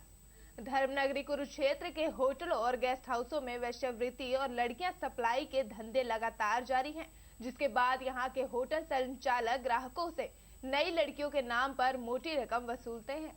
धर्मनगरी कुरुक्षेत्र में जहां दिन प्रतिदिन देश के कोने कोने से लोग घूमने के लिए आते हैं, वहीं होटल व गेस्ट हाउस संचालक इन लोगों के साथ साथ आम लोगों को नई नई लड़कियों के सपने दिखाकर मोटी रकम ऐंठ लेते हैं। इतना ही नहीं, इन होटलों व गेस्ट हाउसों में आने वाले लोगों को पुलिस से भी कोई खतरा नहीं है।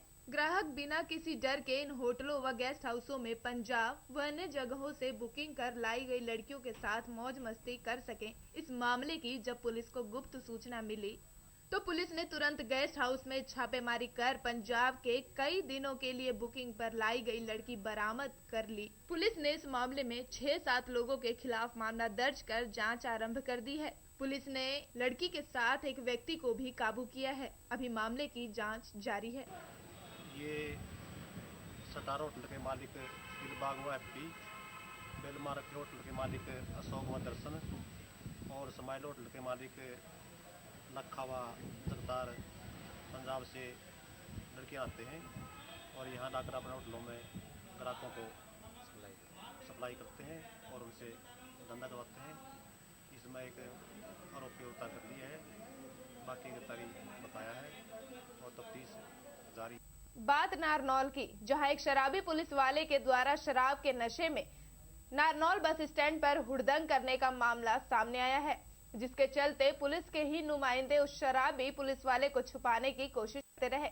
बाद में मामले को तूल पकड़ता देख SP के आदेश पर पुलिस वाले को सस्पेंड कर मामला दर्ज कर लिया गया है। ये लुका छिपी का खेल मीडिया और पुलिस में चल रहा है। कारण जानकर आप हैरान रह जाएंगे कि आखिरकार ये माजरा क्या है। दरअसल बात नारनौल के बस स्टैंड की है, जहां पुलिस की वर्दी में ड्यूटी पर तैनात सुखवीर नाम के पुलिस वाले ने शराब के नशे में खाकी को शर्मसार कर देने वाली घटना को अंजाम दे डाला और शराब के नशे में पब्लिक प्लेस पर जमकर बवाल काटा और खाकी पर एक और बदनुमा दाग लगा दिया। मामले की जानकारी जब महावीर चौकी इंचार्ज रामेश्वर को लगी तो मौके पर पहुंच पुलिस वालों को काबू कर लिया गया और नारनौल अस्पताल में मेडिकल के लिए ले जाया गया। लेकिन मीडिया को देख पुलिस के ये नुमाइंदे कैसे कैमरे को देखकर भाग खड़े हुए और कहा, हम किसी को लेकर नहीं आए। लेकिन जब मामले की जानकारी हॉस्पिटल के डॉक्टर से ली गई तो सच और झूठ आमने सामने खड़ा हो गया। एक तरफ चौकी इंचार्ज के बयान तो एक तरफ डॉक्टर की जुबानी। खुद ही सुन लीजिए आप बताओ तो क्या सर? अधिकारी पूछिए आप। तो आप लेके तो आप आए हो ना? किसको? हम लाए, किसी को नहीं लेके आए आप? एक तस्वीर 4 मार्च की है तो दूसरी आज की, और दोनों ही तस्वीरें खाकी को शर्मसार कर रही हैं। लेकिन एक में तस्वीर साफ है तो दूसरी छुपा दी गई, वो भी पुलिस के नुमाइंदों के द्वारा। लेकिन जब मीडिया द्वारा आईजी ममता सिंह से बात की गई तो चंद मिनटों में साफ हो गया कि शराब पुलिस वाले को एसपी के आदेश पर सस्पेंड कर मामला दर्ज कर दिया गया है। पुलिस वाले ने शराब पी तो मामला दर्ज हुआ, जांच हुई, लेकिन आरोपी का साथ देने वाला भी आरोपी ही होता है। उसके खिलाफ ना तो कोई कार्रवाई हुई और ना ही जांच के आदेश दिए गए। इससे एक बात तो साफ है कि आखिर आम आदमी करे तो वो गुनाह हो जाता है और पुलिस वाले करे तो वो ऐसा कुछ देखने में नहीं होता। कि सुशासन की बात करने वाली बीजेपी सरकार इन पुलिस वालों। मैं doctor Dharmendra Yadav, medical officer हूँ, जनरल हॉस्पिटल नारनौल कैजुअलिटी में पोस्टेड हूँ। हमारे पास एक पुलिस वाले 3-4 पुलिस वाले लेके आए थे, सुखवीर सिंह, जिसकी यहाँ पे टैग लगा हुआ था, वर्दी में था, बेल्ट नंबर 330, सुखवीर सिंह, उसको अंडर इन्फ्लुएंस ऑफ अल्कोहल था। तो हमने उसका मेडिकल करके भेजा है, उनका सैंपल भी निकाला है। कितनी वो तो जो थोड़ी होश कम था, थोड़ा सा शराब पी रखी थी। अब आदमी कुछ खुद भी कर सकता है थोड़ा बहुत, आप बिल्कुल एग्जैक्ट ये नहीं बता सकते ना उसने कितनी पी रखी। हमें सूचना मिली थी कि एक पुलिसकर्मी जो वर्दी के अंदर है बस स्टैंड पे शराब पिए पड़ा हुआ है। जो इस इतला पर हमारी पुलिस टीम मौके पहुंची और उसको लेकर उसका मेडिकल कराया गया है। हमारे स्टाफ के सख्त निर्देश हैं कि कोई भी पुलिस अधिकारी या कर्मचारी ऐसे भद्दे प्रदर्शन करेगा, शराब पिएगा, शराब पी के ऐसे उत्पात करेगा, उसको किसी भी कीमत पर बख्शा नहीं जाएगा।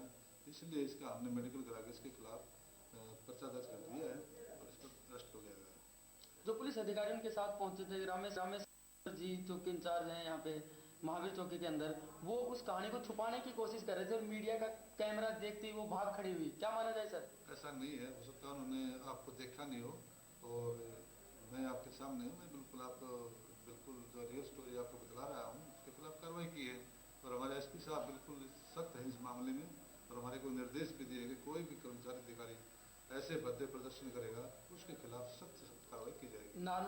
एसपी साहब भी सख्त हैं, आप भी सख्त हैं, आपकी कार्य प्रणाली भी ठीक है, लेकिन जो प्रदर्शन रामेश्वर जी ने किया है मीडिया के सामने, वो भाग खड़े हुए कैमरा देखकर, क्या छुपाना चाह रहे थे सर वो? देखिए, हो सकता है आपको ना देखा हो, ये बात नहीं है कि आपको देख के भाग रहा हो, लेकिन हो सकता है आप उसको लेकर जल्दी में हो मेडिकल मेडिकल करवाने के बाद की ये घटना है। उससे पहले हम लोग बैठ के बातचीत भी की है। उसके बाद जब हमने उनसे क्वेश्चन पुट अप करना शुरू किया तो वो भाग खड़े हुए वहां से। हो सकता है कोई जल्दी में कोई और मैसेज मिल गया हो, इसलिए आपको अटेंड नहीं कर पाए, लेकिन कोई नहीं, मैं आपके सामने बिल्कुल एक्सप्लेन कर रहा हूँ। अगर मान ली उन्होंने ऐसा किया तो उनके खिलाफ क्या कार्रवाई अमल में लाई जाएगी आपकी तरफ से? वो बात की बातें क्या होता है उसको जांच कर। कुरुक्षेत्र विश्वविद्यालय में कच्चे कर्मचारियों ने प्रदर्शन किया। 3rd गेट और 2nd गेट के बाहर रोड जाम भी किया। प्रदर्शन कर रही महिला कर्मचारी ने प्रशासन से इच्छा की मांग भी की है। कुरुक्षेत्र विश्वविद्यालय में पिछले 17 दिन से चल रहा प्रदर्शन अब उग्र होता जा रहा है। आज कच्चे कर्मचारी ने केयू में जोरदार प्रदर्शन किया और नारेबाजी करते हुए केयू 3rd गेट और 2nd गेट के पास कैथल कुरुक्षेत्र रोड पर जाम लगा दिया। केयू के कच्चे कर्मचारियों का आरोप है कि केयू ने पिछले 6 माह से उन्हें वेतन नहीं दिया है और अब उन्हें निकाल भी दिया है। उन्होंने बताया कि जब तक उनकी मांगे पूरी नहीं होती तब तक उनका आंदोलन जारी रहेगा।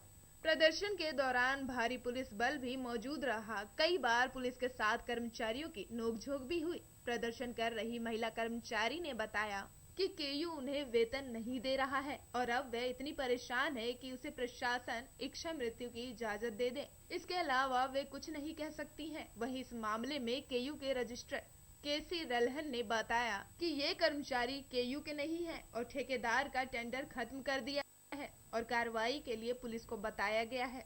इतना ही नहीं, केयू सभी कर्मचारियों की सैलरी भी मार्च के अंत दे देगा। इसके अलावा पुलिस ने बताया कि यदि ये कर्मचारी किसी ठेकेदार या केयू के खिलाफ शिकायत देते हैं तो वे कार्रवाई जरूर करेंगे। और मेरी शारीरिक क्षमता बिल्कुल जवाब दे रही है। हम डीसी महोदय से मिले थे, उन्होंने भी केवल हमारे को कागजी आश्वासन दिया। इंक्वायरी पता नहीं 6 महीने और चले, लेकिन तब तक हमारा दिवाला निकल जाएगा। लेकिन मेरी अपनी इच्छा मुझे केवल परमिशन दी जाए, इसके अलावा मैं नहीं पाऊंगी। अभी कोई शिकायत नहीं है। ये यूनिवर्सिटी के आउटसोर्सिंग के मुलाजिम हैं, इनकी तनख्वाह को लेकर प्रॉब्लम है, इसीलिए बार-बार एजुकेशन कर रहे हैं। कर्मचारियों ने कोई यूनिवर्सिटी के खिलाफ शिकायत दी है? कोई इसके बारे में हम कुछ नहीं है, हमारे पास कोई रिटर्न में मैसेज नहीं है।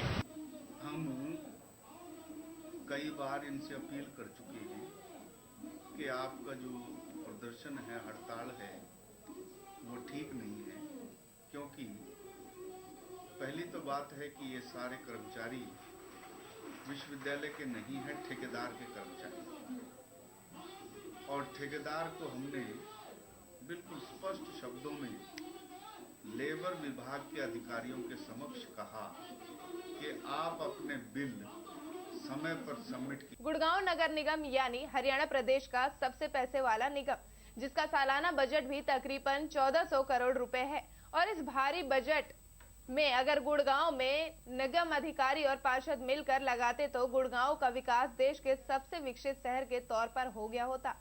लेकिन जमीनी हकीकत की बात करें तो हरियाणा प्रदेश को सर्वाधिक राजस्व के बाद भी गुड़गांव आज अपनी बदहाली पर आंसू बहा रहा है। इसकी बानगी आज हाउस मीटिंग में भी साफ तौर से देखने को मिली, जब रक्षा राज्य मंत्री राव इंद्रजीत के सामने ही मेयर टीम पार्षदों को निगम अधिकारियों के बीच तालमेल की भारी कमी देखने को मिली। पार्षदों ने मंत्री जी के सामने ही निगम अधिकारियों को भला बुरा कहना शुरू कर दिया और मंत्री जी के सामने हाउस मीटिंग में निगम अधिकारियों से भिड़ गए और पूरा माहौल अस्त व्यस्त हो गया।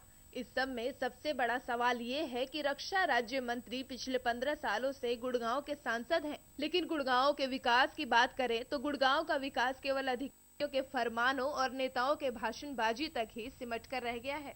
वहीं इस मामले में पार्षदों का कहना है कि 4 साल बीत जाने के बाद भी गुड़गांव शहर की स्थिति बेहद बदहाल है। चारों तरफ अवैध कब्जों की भरमार है, सफाई व्यवस्था की बुरी हालत है। पार्षदों के हाउस मीटिंग में हाउस टैक्स, रोड, सीवर, पानी, लाइट जैसे तमाम मुद्दे उठाए गए। ये कागजी कार्रवाई है तो सफल नहीं है कुछ भी। पार्षदों ने सबने अपना रोना रोया है। लेकिन पार्षद रोना रो रहे थे, वहाँ निगम अधिकारी बैठ के हंस रहे थे, मुस्कुरा रहे थे, खा पी रहे थे। क्या कहना चाहेंगे कि कितना असर पड़ने वाला है? कोई असर ना पड़ा, सारे सिफारशी पे टट्टू बिठे हैं। ठीक है, खा पी के जो हंस रहा है वो सारी जनता की तोहिन कर रहा है, और इस मुद्दे को हम छोड़ेंगे नहीं, आगे तक उठाएंगे। क्या कहेंगे? मुद्दा सबसे ज्यादा उठाया, सभी पार्षदों ने उठाया, सभी वार्डों में है जी। क्या समझते हैं कि आपका मुद्दा सॉल्व होने वाला है? जी, जब एक बजे आप 4 साल से जो मुद्दा कंप्लीट नहीं हुआ वो 1 साल में कहाँ से होगा? कोई उम्मीद नहीं। पार्षदों को क्या समझते हैं जनता के बीच में आप जब जाएंगे तरह से फेस करेंगे जनता को? हम डेली करते हैं फेस, हमें पता हम जैसे फेस करते हैं डेली। 50-100 आदमी हमारे गांव में घर के बाहर आके खड़े हो जाते हैं, उनको जवाब देना मुश्किल हो जाता है। यहाँ से कोई गाली भी खानी पड़ती है, औरतों का आप हैंडल नहीं कर सकते। अगर बात करें आपकी समस्याओं की, कोई भी प्रदर्शन अभी तक मेयर टीम की तरफ से और पार्षदों की तरफ से रोड के ऊपर, सड़क के ऊपर कहीं देखने को नहीं मिला। देखिए, हम इनकी मीटिंग इन्होंने अभी लेट करी है, इस मीटिंग में कोई जवाब नहीं मिला तो 28 से पहले हम पक्का प्रदर्शन करेंगे। और ये मैं जनता से वादा कर रही हूँ कि सबसे पहले मैं बैठूंगी, क्यों निगम में कोई सुनवाई नहीं है। पार्षदों की दिन रात हमें वार्ड में गाड़ी खानी पड़ रही है, मुंह पे आके जनता बोल रही है जो काम नहीं होते। अब ये 3 साल का इन्होंने टैक्स दिया माफ था, हाउस टैक्स, अब ब्याज सुधा ये दिया, किससे पूछ के दिया है? निगम में कोई प्रस्ताव पास नहीं हुआ, अपनी मर्जी से अफसरशाही दिखा रहा है। और आज मिनिस्टर राव इंद्रजीत आए थे, उनको भी पता चल गया है कि आज के दिन गुड़गांव की जनता और पार्षद कितना तंग है। वहीं पूरे मामले पर बोलते हुए रक्षा राज्य मंत्री ने अधिकारियों को निर्देश दिए कि सभी पार्षदों की समस्याओं का समाधान जल्द से जल्द किया जाए। अधिकारी और पार्षदों के बीच की दूरी को केंद्रीय मंत्री ने भी महसूस किया और माना कि इन दोनों के बीच तालमेल की काफी कमी थी। इस मौके पर उन्होंने अधिकारियों को निर्देश दिए कि वो अपने बीच की दूरी को पाटें और शहर की समस्याओं पर ध्यान दें। राव इंद्रजीत ने ये भी माना कि पिछले 4 सालों में शहर का जितना विकास होना चाहिए अभी तक नहीं हुआ है।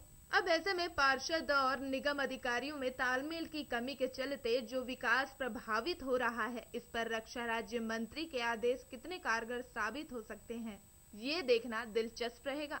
कि यहाँ ज्यादातर फाइलें चंडीगढ़ जाती हैं और अटकी रहती हैं, क्या देखिए, वो असल में जो 73rd और 74th अमेंडमेंट लागू हुई थी, उसके अंदर जो पावर्स कॉरपोरेशंस को, जिला परिषद को, ब्लॉक समितियों को, सरपंचों को देने थे, वो हरियाणा के अंदर पूरे तौर के ऊपर नहीं दिए गए।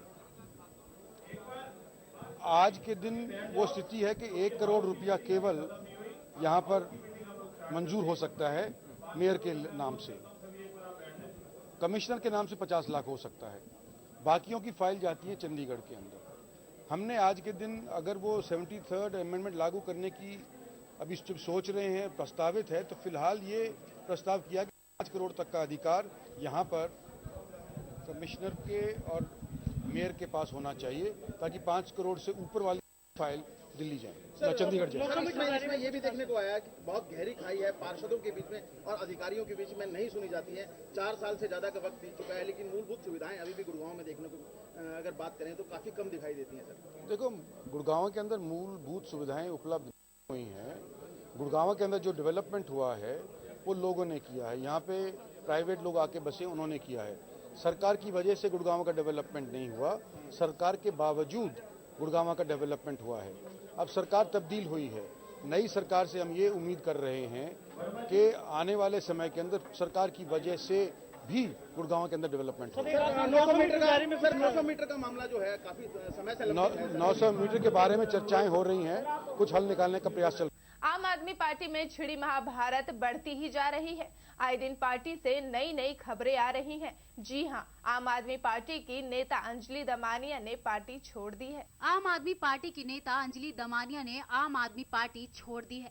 दमानिया ने ट्वीट कर इसकी घोषणा की। आपको बता दें कि अंजलि दमानिया आम आदमी पार्टी की महाराष्ट्र यूनिट का जाना पहचाना चेहरा है। हाल ही में दमानिया दिल्ली में थी और पार्टी में चल रहे आंतरिक घमासान पर केजरीवाल के पाले में खड़ी थी, लेकिन अब उन्होंने पार्टी छोड़ने की घोषणा कर दी है। खुद अंजलि दमानिया नाराज चल रहे मयंक गांधी पर निशाना साध चुकी हैं। मयंक गांधी ने योगेंद्र यादव और प्रशांत भूषण के समर्थन में ब्लॉग लिखा था, लेकिन आज अचानक दमानिया ने आप का दामन छोड़ दिया है। बताया जा रहा है कि अंजलि ने आम आदमी पार्टी पर लगे खरीद फरोख्त के आरोप से आहत होकर ये फैसला लिया है। अंजलि ने कहा है कि मुझे अरविंद पर बहुत भरोसा था, लेकिन ये खबर सुनकर मैं बहुत आहत हुई हूँ। आपको बता दें कि आपके पूर्व विधायक राजेश गर्ग ने एक ऑडियो क्लिप जारी किया है कि रोहिणी से पिछली बार आपके विधायक रहे राजेश गर्ग का दावा है कि विधानसभा भंग होने से पहले का ये ऑडियो क्लिप उनके और अरविंद के बीच हुई बातचीत का हिस्सा है, जिसमें अरविंद केजरीवाल राजेश गर्ग से कह रहे हैं कि कांग्रेस के 6 विधायकों को तोड़कर अलग दल बनवाओ और वो दल हमें समर्थन कर दे। वहीं अंजलि दमानिया ने ट्विटर पर लिखा है कि मैं पार्टी छोड़ रही हूँ। आम आदमी पार्टी में बकवास के लिए नहीं आई थी, सिद्धांतों के लिए अरविंद केजरीवाल के साथ थी, विधायकों की खरीद फरोख्त के लिए नहीं। अंजलि महाराष्ट्र में आपकी बड़ी नेता हैं और लगातार अरविंद केजरीवाल का समर्थन करती आ रही हैं। उन्होंने प्रशांत भूषण को लेकर यह खुलासा किया था कि भूषण ने दिल्ली चुनाव में आम आदमी पार्टी को हरवाने की कोशिश की थी।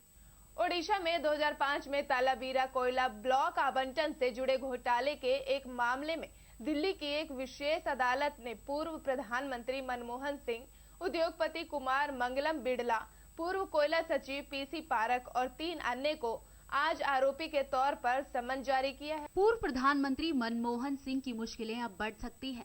कोल ब्लॉक आवंटन मामले में दिल्ली की पटियाला हाउस कोर्ट ने मनमोहन सिंह को समन भेजा है। उनको 8 अप्रैल को कोर्ट में पेश होना पड़ेगा। उनके साथ हिंडाल्को कंपनी, कुमार मंगलम बिड़ला, पीसी पारेख समेत 6 लोगों को कोर्ट ने समन जारी किया है। मनमोहन सिंह ने इस पर अपनी प्रतिक्रिया देते हुए कहा कि मुझे विश्वास है कि सच सामने आएगा। मैंने हमेशा कहा है कि मैं हर तरह की जांच के लिए तैयार हूं। पूरे मामले से मैं परेशान हूं, का एक हिस्सा है। अदालत ने आपराधिक साजिश, विश्वासघात और भ्रष्टाचार रोकथाम कानून के प्रावधानों के तहत 6 लोगों को 8 अप्रैल को समन किया है। साल 2005 में जब बिड़ला की कंपनी हिंडाल्को को उड़ीसा के तालाबीरा दूसरे और तीसरे में कोयला ब्लॉक आवंटित किए गए थे, तब कोयला मंत्रालय का प्रभार पूर्व प्रधानमंत्री के पास था। दिसंबर में सीबीआई की स्पेशल कोर्ट ने इस मामले में जांच एजेंसी की क्लोजर रिपोर्ट को खारिज कर दिया था और जांच की जरूरत पर बल देते हुए तत्कालीन प्रधानमंत्री का बयान दर्ज करने का निर्देश दिया था। इससे पहले 25 नवंबर को सुनवाई के दौरान स्पेशल सीबीआई जज भरत पराशर ने सीबीआई से सवाल किया था कि उनसे कोयला घोटाले के मामले में पूर्व प्रधानमंत्री मनमोहन सिंह ने पूछताछ क्यों नहीं की, जबकि हिंडाल्को को कोल ब्लॉक आवंटित किए जाने के वक्त 2005 से 2009 के दौरान सिंह ही कोयला मंत्री भी थे। कांग्रेस नेता प्रमोद तिवारी ने मनमोहन सिंह का बचाव किया है। उन्होंने कहा है कि पूरा आदेश पढ़ने दीजिए, हमारे पास ऊपरी अदालत में जाने का ऑप्शन है। कांग्रेस मानती है कि मनमोहन सिंह बेदाग और ईमानदार हैं। उधर बिहार में कांग्रेस की दोस्त जेडीयू ने तो सीबीआई पर ही सवाल उठाए हैं। उन्होंने कहा है कि सरकारें सीबीआई का दुरुपयोग करती रही हैं। वहीं बीजेपी ने इस पूरे मामले पर कहा है कि बीजेपी ने इसका खुलासा किया था और इस मामले की पूरी जांच होनी चाहिए।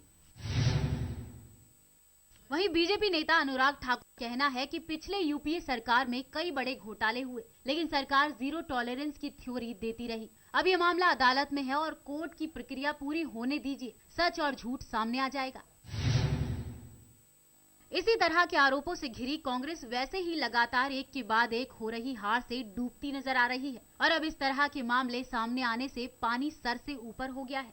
अब ऐसे में जांच के बाद ही साफ हो पाएगा कि कांग्रेस के दामन पर लगे दाग साफ होते भी हैं या फिर नहीं। फरीदाबाद के नीलम पुल के नीचे रेल लाइन पार करते हुए एक युवक रेलवे की चपेट में आ गया, जिसके बाद उस युवक की मौके पर ही मौत हो गई। एक युवक रेलगाड़ी की चपेट में उस वक्त आ गया जब वह अपने काम से घर जा रहा था। ये युवक नीलम पुल के नीचे रेलवे लाइन पार कर रहा था। सर, क्या मामला है ये जो आप डेड बॉडी आए हैं शव गृह में रखाने के लिए, क्या है ये, मतलब कैसे एक्सीडेंट? एक मीमो हमारे पास इस रेलवे स्टेशन फरीदाबाद से स्टेशन मास्टर द्वारा करीब 6 बजे प्राप्त हुई थी। उस पर मैं मौके पर पहुंचा तो वो तो लाश जो है 1507/8 के पास 4th लाइन पर पड़ी मिली और उसकी टांग वगैरह में चोट थी, मतलब रेल की चोटें हैं मालूम पड़ता है। तो ये है जी इसका मामला। इसका अभी तक कोई वारसों का पता नहीं चल सका। सेक्टर 12 के खेल परिसर में अभी तक मैदान में एथलेटिक ट्रैक था, लेकिन अब जल्द ही यहां पर सिंथेटिक ट्रैक भी बनाया जाएगा। सेक्टर 12 का ये खेल परिसर जहां प्रतिदिन हजारों खिलाड़ी विभिन्न खेलों के लिए मैदान में प्रशिक्षण करने आते हैं, वहीं गर्मियों के महीने में वर्षा का जल इकट्ठा होने से खिलाड़ियों को खेल में काफी नुकसान का सामना करना पड़ता है। वहीं खेल निदेशालय ने कुछ दिन पहले हुई बैठक में इस परिसर को सिंथेटिक ट्रैक बनवाने की बात भी कही थी। एथलेटिक उसको सिंथेटिक बनाने की योजना बनाई जा रही है।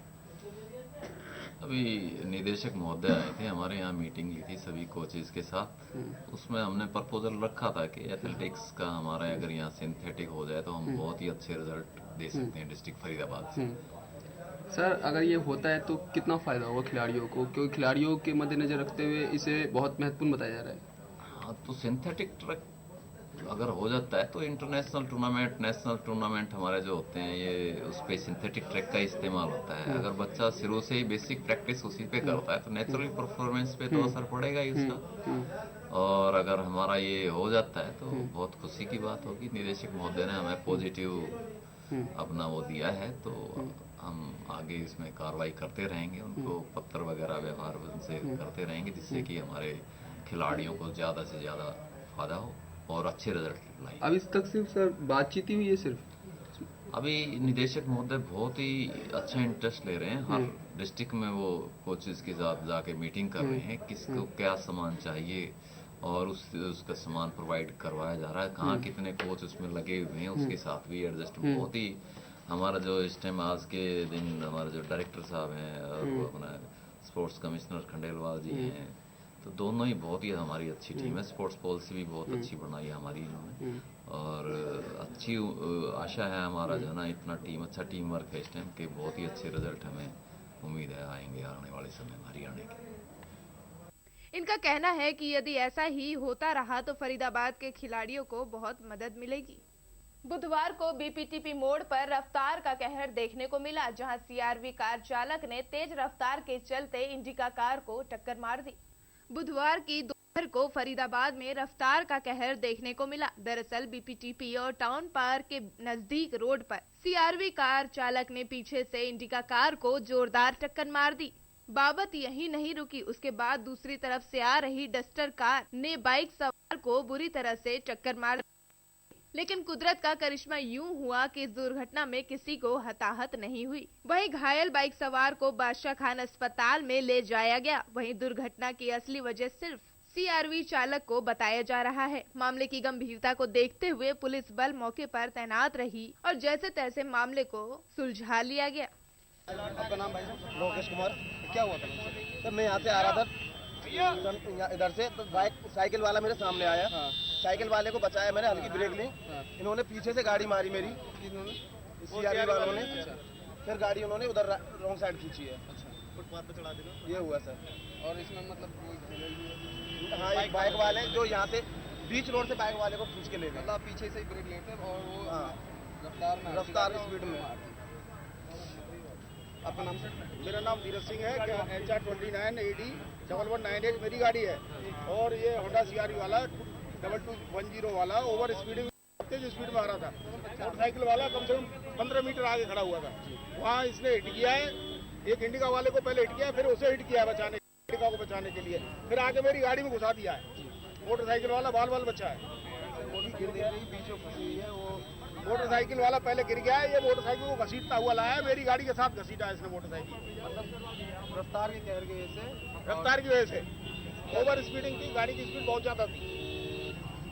रेलवे पुलिस चौकी के इंस्पेक्टर बसंत कुमार के नेतृत्व में मंगलवार को नीलम चौक से 9 मार्च को हुई मिर्जापुर में लड़की से रेप की वारदात में 2 युवक को गिरफ्तार कर लिया गया है। मिर्जापुर में रहने वाली लड़की को के जान पहचान के करीबी ने बाइक पर बिठाकर बीपीटीपी में SRS रेजिडेंशियल सेक्टर 88 में कमरा नंबर 502 में 2 लोगों ने सामूहिक बलात्कार को अंजाम दिया। आपको बता दे, पवन जो महेंद्रगढ़ का रहने वाला है और कुछ दिन पहले मिर्जापुर में पीड़ित लड़की के घर के नजदीक रहता था, जिसके चलते दोनों में दोस्ती हो गई और 9 मार्च को सरकारी स्कूल के बाहर से लड़की को बाइक पर बिठाकर पवन और आलोक ने लड़की के साथ बलात्कार किया, जिसके बाद में उसे ऑटो से भेज दिया गया। वहीं लड़की के बयान के बाद मंगलवार को नीलम सिनेमा से दोनों आरोपी को गिरफ्तार कर लिया गया है। सर क्या प्रॉब्लम है? दिनांक 9/3/15 को लड़की अपने मम्मी पापा के साथ हमारे पास आई थी। उसने बताया था कि उसका जानकार था एक लड़का पवन, जो उसे मोटरसाइकिल पर बिठाकर मिर्जापुर गांव से उसके और बीपीटीपी में लाया है, जिसकी उसकी शिकायत पर मुकदमा दर्ज किया गया था और तफ्तीश अमल में लाई। मुकदमा दर्ज करने के बाद पश्चात तुरंत मैंने टीम SHO साहब के और अपने ACP साहब के आदेशों पर एक टीम का गठन किया गया, जिसका नेतृत्व मैंने खुद किया, जिसमें ASI माया रानी, ASI ब्रह्म और हवलदार राजेश, कांस्टेबल नरेश और SC राशि, ये हम लोग सभी थे। उसके पश्चात उसकी लोकेशन और डिटेल निकलवाई गई, जिसके आधार पर AC नगर की लोकेशन आई थी। वहाँ से जाके हमने फिर मुखबिर की सूचना पर उसको नीलम चौक नीलम सिनेमा नाम से राउंड अप किया, उससे पूछा तो सारा मामला ये था कि पवन नाम का था और आलोक, ये दोनों दोस्त हैं। जो पवन है ये पीछे से ढाणा गांव है महेंद्रगढ़ में, और कनीना का ये आलोक रहने वाला है। बीपीटीपी में दोनों काम करते हैं। वहाँ ये जो पवन लड़का है पहले गांव मिर्जापुर में ही लड़कियों के पड़ोस में किराए पर रहते थे। उसके पश्चात जब इनसे आपस में दोस्ती हो गई तो पवन ने दिनांक 9 तारीख को लड़की को, मुझे तेरे से बहुत जरूरी बात करनी है, आप मेरे पास आ जाइए। तो ये मोटरसाइकिल लेके मिर्जापुर। सर लड़की पहले से जानती थी उन लोगों को? हाँ, पवन को जानते थे। तो मिर्जापुर पहुँच गया। मिर्जापुर से लड़की को सरकारी स्कूल के सामने से मोटरसाइकिल पर बैठाकर SRS रेजिडेंसी सेक्टर वो लेकर आया, जहाँ पर उसका जो दोस्त है आलोक और 2 लड़कों के साथ किराए पर रहता है। उसके दोनों दोस्त गाँव गए हुए थे, पीछे से चाबी उसके पास थी। उस 502 फ्लैट नंबर में SRS रेजिडेंसी में उस लड़की को लाकर इन्होंने उसके साथ दुराचार किया। उसके बाद इस लड़की को ऑटो में बिठाकर छोड़ दिया। ऐसे घर चली गई। इसने माँ बाप को बताया, यहाँ आगे हमने मुकदमा दर्ज किया और जैसा कि मैं आपको बता चुका हूँ, पूरी टीम बनाकर उनको राउंड। कहाँ से पकड़ा गया? नीलम चौक, नीलम सिनेमा के सामने, उसमें बता चुका हूँ। फरीदाबाद में बेटी बचाओ बेटी पढ़ाओ के बाद अब बेटी खिलाओ की मुहिम भी नाहर सिंह स्टेडियम में देखने को मिलेगी। देश में अभी वर्ल्ड कप 2015 का खुमार चल ही रहा है। सारा देश क्रिकेट की दीवानगी में डूबा हुआ है। वहीं फरीदाबाद में अब महिलाओं को आगे ले जाने के लिए बेटी खिलाड़ियों मुहिम से फरीदाबाद की बेटी अब क्रिकेट में भी अपनी पहचान बना सकेंगी। हाँ, तो हरियाणा सरकार ने जो है अब ये जो बेटी बचाओ बेटी पढ़ाओ, और हम चाहते हैं कि बेटी बचाओ और बेटी खिलाओ। तो हम बच्चों को जो है स्पोर्ट्स के माध्यम से हम चाहते हैं कि ये बच्चे भी जो है आगे पढ़े भी और क्रिकेट खेल के देश का नाम रोशन करें। और हमारे बच्चों में बहुत टैलेंट है। लड़कियां जो है हमारी स्टेट में इस साल फर्स्ट आई हैं, और लड़कियां जो हमारी नेशनल में खेल रही हैं।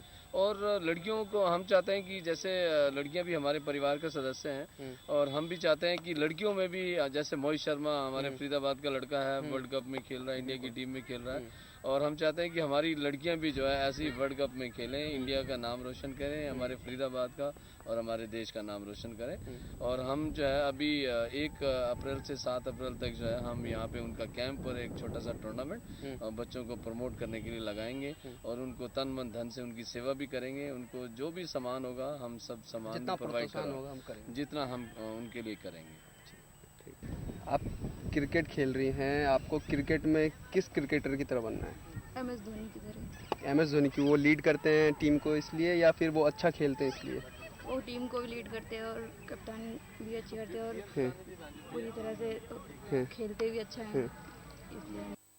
आप? विराट कोहली की तरह। विराट कोहली की तरह क्यों? किसी महिला क्रिकेटर की तरह आपको नहीं बनना? नहीं, ऐसा नहीं है, बस वो अच्छा खेलते हैं, टीम को लाते हैं आगे तक, पूरा फिनिश करते हैं।